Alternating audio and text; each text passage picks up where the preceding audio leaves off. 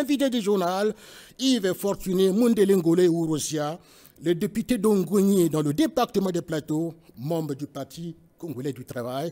Sur ce plateau, notre invité commentera les derniers développements de l'actualité politique du pays, particulièrement le meeting d'hommage au président Denis Sassou Nguesso, l'homme du 5 février 1979, le grand timonier de la nation, organisé par le Parti congolais du travail le mercredi 5 février 2025 au Palais des Congrès à Brazzaville. Monsieur Mundelengolo Ourosia, bonjour. Bonjour. Le meeting d'hommage au grand timonier de la nation a eu lieu le mercredi dernier. Vous étiez personnellement dans la salle. Êtes-vous satisfait? Est-ce que ce meeting a comblé vos attentes personnellement, vous? Merci Antoine Mbenzamoukia. Bien évidemment que nous sommes satisfaits. Ça a été un rendez-vous historique. Ça a été l'occasion pour le Parti congolais du travail de rappeler à ses militants, dont la plupart sont des jeunes, l'histoire de l'avènement de Denis Sassou Nguesso à la tête du comité central du Parti congolais du travail, l'histoire de la réhabilitation du Parti congolais du travail et également l'histoire de la première prise de pouvoir du président de la République. Nous sommes satisfaits parce que, vous avez vu, la salle était comble, totalement comble. Nous avons vu là le mélange des générations. Nous avons vu les jeunes, nous avons vu les anciens, et même les grabataires qui sont venus là pour pouvoir marquer de leur présence ce jour historique. Donc oui, ça a été un très grand rendez-vous. Okay. Vous avez vu l'esplanade du Palais des Congrès totalement remplie de monde. Okay. Ça a été un grand rendez-vous. On vous retrouve tout à l'heure dans le contenu de ce journal. Le PCT, plus que jamais derrière le camarade Denis Sassou Nguesso, le grand timonier de la nation. C'est sur ce thème que le PCT a organisé le mercredi 5 février dernier à Brazzaville un meeting d'hommage au président Denis Sassou Nguesso, l'homme du 5 février 1979. Les temps forts de ce meeting, aux allures d'une campagne politique avant leur âge, c'est un récit du prince héritier Banabélé, Nifa Vorondi et Ambroise Ngoteni Onenzele. Mercredi 5 février 2025, au Palais des Congrès, le dispositif organisationnel est exceptionnel. La mobilisation est effective et est des plus fortes. Depuis peu avant midi, une foule nombreuse a pris d'assaut les lieux pour vivre l'événement du jour, le meeting du Parti congolais du travail, marquant le 46e anniversaire du mouvement du 5 février, intervenu le 5 février 1979. Tout au long de son parcours politique et d'homme d'État, le camarade président Denis Sassou Nguesso a traversé plusieurs épreuves au plan politique, sécuritaire et socio-économique. Ces épreuves ont été surmontées courageusement et ont forgé son tempérament de lutteur. Aujourd'hui, pendant que nous préparons le 6e congrès ordinaire et la participation de notre parti à l'élection présidentielle de 2026, laquelle est une bataille et non la moindre, nous avons plus que jamais besoin de ce grand camarade, le camarade président Denis Sassou Nguesso, l'homme du 5 février, l'homme des masses, l'homme des actions concrètes, le bâtisseur infatigable, le champion des champions. Ces qualités qui ont forgé sa haute et respectueuse carrure politique et d'homme d'État devraient lui valoir une salve d'applaudissements dans cette salle. Je vous en prie. La principale leçon à retirer de cette séquence de l'histoire est que rien ne vaut l'unité et la dignité. La paix et la sécurité pour Denis Sassou Nguesso passe aussi par la paix et la sécurité sociale. Papa Bonheur, c'est ainsi qu'on l'appelait. De tous les surnoms du président de la République, celui-ci résonne avec force dans la conscience des Congolais. La paix et la sécurité pour Denis Sassou Nguesso commandent une politique de bon voisinage et une gestion pacifique des frontières. Le plan quinquennal 1982-1986, le premier du genre, le PND 2012-2016, troisième plan quinquennal, à l'instar des deux premiers, s'inscrivait dans la même logique de pensée du président Denis Sassou Nguesso. Tous ces plans quinquennaux, inspirés par les différents projets de société du président Denis Sassou Nguesso, reflètent bien la vision qu'il a du développement de notre pays. Quelques initiatives importantes inspirées par le président Denis Sassou Nguesso dans le cadre du développement durable. 1.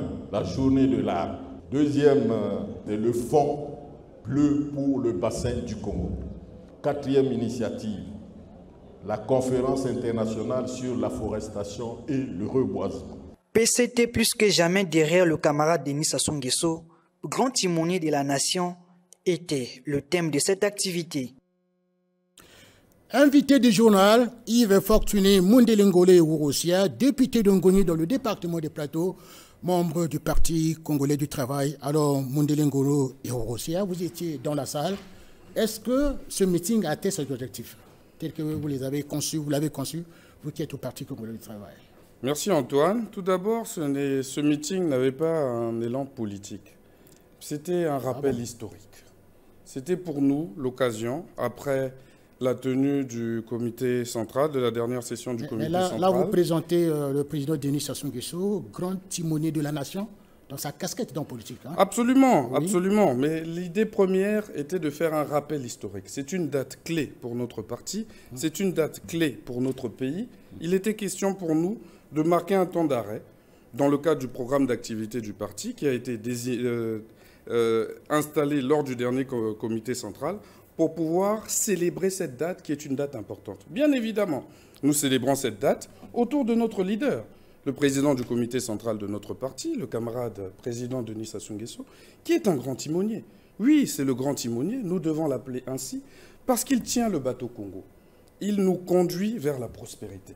Il dirige le pays. Il se soucie des besoins de notre population. Oui. Il est à la manœuvre. Et donc pour nous, dans cette période trouble où nous avons des difficultés financières, nous constatons la crise financière et économique que traverse notre pays, il était important de vous rappeler, de rappeler aux militants, aux sympathisants, à nos alliés, que notre leader tient la barque Congo, tient le bateau Congo, malgré les difficultés, malgré les affres des éléments, qu'il tient et que c'est le grand timonier de notre parti et c'est le grand timonier de la nation congolaise. Oui, M. Mondelengole Ourosia, quand on suit ce meeting avec un peu de recul, on se rend compte qu'il y a eu de l'effervescence avant l'événement.